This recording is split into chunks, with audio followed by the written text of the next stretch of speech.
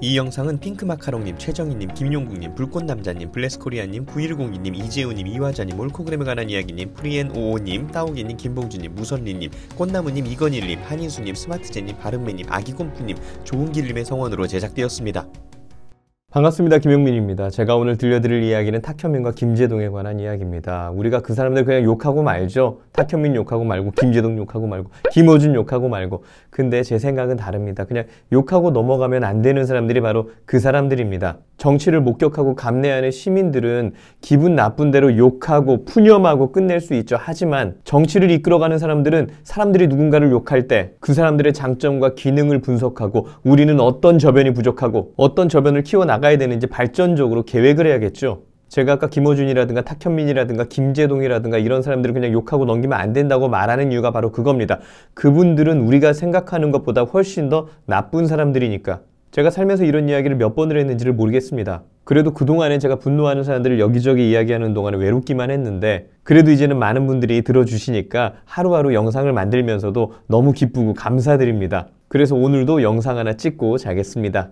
그 인간들 얼마나 나쁜지 제가 한 가지 사례 오늘 소개해 드릴게요. 탁현민과 김제동이 선관위 그리고 울산 KBS올 그리고 모든 국민들을 우롱한 사건. 일단 그 전에 우리가 예습할 게 있습니다. 대한민국 좌파들의 보편적인 서사 구조라는 게 있어요. 그들은 이 사회가 약자라고 지목하는 사람들을 찾습니다. 그 시기에 가장 주목받는 약자를 찾죠. 그리고 기꺼이 그들의 대변인이 됩니다. 내가 도와드릴게요. 우리는 당신의 편입니다. 그리고 그렇게 사람들의 연민이 모이는 곳에서 안 되는 걸 되게 해달라고 떼쓰기 시작합니다. 그 사람들을 위한다는 명분으로 이 사람들을 위해 뭐 해주세요. 이 사람들을 위해 뭐 해주세요. 떼쓰면 떼쓸수록 그들의 인기는 올라가죠. 그때 세상은 어떻게 이야기합니까? 안 되는 걸 안 된다고 이야기하겠죠. 그럼 그때 다음 단계 들어갑니다. 억울하다, 탄압받았다고 때를 씁니다. 누구는 이렇게 혜택 보고 우리는 이렇게 홀대받네 이러면서 드러눕죠. 그럼 그때 어떤 놀라운 일이 벌어지느냐. 사회적 약자에 대한 연민이 그들을 향한 응원으로 치환됩니다. 그들은 그렇게 관심을 받으면 사람들 분노를 한껏 조장하고 이건 누구 때문이다라고 좌표를 정확하게 찍어주죠. 그럼 그들의 두 번째 마법이 이루어집니다. 그들을 향한 응원이 누군가를 향한 분노로 치환이 되죠. 그럼 그 다음에 어떤 일이 벌어지냐. 그 좌표 찍힌 곳이 처참하게 찍힙니다. 그럼 이 사회가 그들을 두려워하겠죠. 그들에게 좌표 찍히면 저렇게 되는구나. 그리하여 누군가를 향한 분노는 그들의 영향력이 됩니다. 약자를 향한 연민이 그들을 향한 지지가 되고 그들을 향한 지지가 누군가를 향한 분노가 되고 누군가를 향한 분노가 그들의 영향력이 되는 구조. 이게 이 나라 정의의 사도들의 실체입니다. 그런데 그렇게 정의와 공정을 주장하던 사람들이 권력을 얻는 순간 공정이고 나발이고 자기들끼리 다 해먹죠. 우리 그거 목격하지 않았습니까? 세계사에 이런 역겨운 위선자들이 또 어디 있습니까? 대한민국에선 그런 일반적인 서사구조의 선동판이 전국 곳곳에서 시시각각 벌어집니다. 그러다 가끔은 아주 큰 선동판이 전국구로 벌어지죠. 그럴 때 동원되는 사람들이 누구냐? 바로 저 같은 문화인들입니다. 문화인들이 동원되는 이유는 간단하죠. 사람들을 모아서 메시지를 효과적으로 전달한다는 그 본질이 같으니까. 연극의 3요소라 하면 배우, 희곡, 관객이죠. 그럼 선동의 3요소는 뭘까요? 선동가, 허위사실, 광신도. 그러니까 다시 말해서 선동가가 배우고 허위사실이 희곡이고 광신도들이 관객이 되는 연극판이 벌어지는 겁니다. 그 이론에 맞춰서 대입하면 다 이해가 되죠. 연극의 3요소가 배우, 희곡, 관객이라면 선동의 3요소는 김제동, 사드공포, 대깨문 이렇게 되겠죠. 연극의 3요소가 배우, 희곡, 관객이라면 선동의 3요소는 김어준, 음모론, 대깨문 이런 식으로 구성되는 거죠. 이해가 되십니까?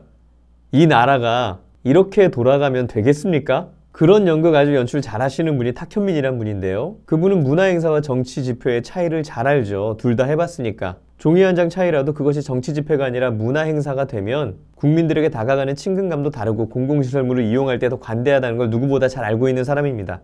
관림문화회관 등의 대규모 공공문화시설은 정당 행사나 정치 집회를 금지하고 있죠. 그런데 이곳을 무대로 탁현민과 김제동이 손을 잡고 어마어마한 판을 펼칩니다. 무대에 정치인이 나와서 무대 인사를 한다면 그건 정치 행사가 되겠죠? 그런데 탁현민과 김제동은 카메라맨이 돌아다니면서 객석을 비추고 그 화면이 대형 스크린에 중계되는 형식의 쇼를 구성을 합니다. 사람이 무대에 안 올라와도 그 사람을 비추면 그 사람의 얼굴이 대형 스크린에 나오니까 어떻게 보면 무대에 서는 것보다 더 효과는 클 수 있죠. 그리고 토크 콘서트로 포장된 문화 공연에 아주 우연히 대권주자 문재인이라는 사람이 직접 표를 끊어가지고 앞자리에 딱 앉았네요. 아주 우연이죠. 그리고 김제동은 그 사람을 언급합니다. 그 공연 과정은 대형 스크린에 중계되고요. 그렇게 해서 코미디 콘서트로 대관을 해준 공연장 관계자들은 뒤통수를 제대로 맞죠. 부산에서 그런 일이 벌어지니 다음 공연 예정지인 울산에서 긴급회의가 벌어진 겁니다. 부산과 같은 일이 계속해서 벌어지면 자신들도 곤란하니 정치행사와 정당행사를 금지하는 대관 규정에 근거하여 그들의 대관을 취소하게 됩니다. 그리고 그들은 이 모든 상황을 예상했던 사람처럼 세상을 향해 미친 듯이 유감을 쏟아내며 드러눕습니다. 내가 정치적으로 탄압을 받았다면서 울산 KBS호에 좌표를 찍죠.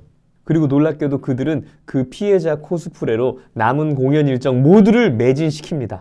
그리고 그 시점 이후로는 그 어떤 공공문화회관도 그들에게 반기를 들지 않죠. 왜? 울산 KBS홀처럼 될까봐. 그렇게 탁현민과 김제동은 전국을 돌면서 나라 돈으로 만든 공공문화회관에서 정치 이야기를 하는 특혜를 누리게 됩니다. 저는 좌파가 뭔지 우파가 뭔지 잘 모르겠는데요. 제가 그 사람들이 싫은 이유는 한 가지입니다. 그 사람들이 원하는 걸 얻는 동안에 죄 없는 사람들에게 고통을 줍니다. 지들이 원하는 걸 얻는 동안에 진실을 말하는 사람들에게 고통을 줍니다. 제대로 된 세상이라면 죄를 짓지 않은 사람은 벌을 받으면 안 되죠. 진실을 말하는 사람이 고통받으면 안 되죠. 그런 사회가 정의로운 사회 아닙니까? 그들이 주도하는 세상은 사학비리를 사학비리라고도 못하고 입시비리를 입시비리라고도 못하고 특혜를 특혜라고도 못하고 무능을 무능이라고도 못하고 종북을 종북이라고도 못합니다. 그렇게 내키는 대로 정치하면 성과가 그지 같겠죠. 그렇게 무능함이 만든 대참상들이 곳곳에서 빵빵 터질 때 큰 판짜는 행사기획자랑 말 잘하는 선동꾼들을 풀어서 하루하루 수습하면서 이끄는 나라, 국정 전반을 감싸고 포장하면서 수습하면서 나가는 나라, 이 나라가 우리 아이들에게 미래 세대에게 얼마나 큰 죄를 짓고 있는지 짐작이 가십니까? 이제 우리 그들을 그냥 욕할 게 아니라 그들의 문화적 기능에 맞설 테크니션들 저변을 키워야 됩니다. 정치권이 뒷짐지고 개인 미디어 평가만 하고 있으면 안 되죠. 바람직한 방향성을 논의하고 그 방향성에 맞게 간다면 적극 소통하고 하나하나 더 크게 성장하도록 도와줘야죠. 이 바닥의 김제동은 누굽니까? 이 진영의 탁현민은 누굽니까? 그냥 욕하고 넘어갈 문제가 아닙니다. 앞으로 10년, 20년을 바라보고 정치권이 문화에 미쳐야 됩니다. 부족하지만 저희도 그 길 가고 있으니까요. 많이 도와주십시오.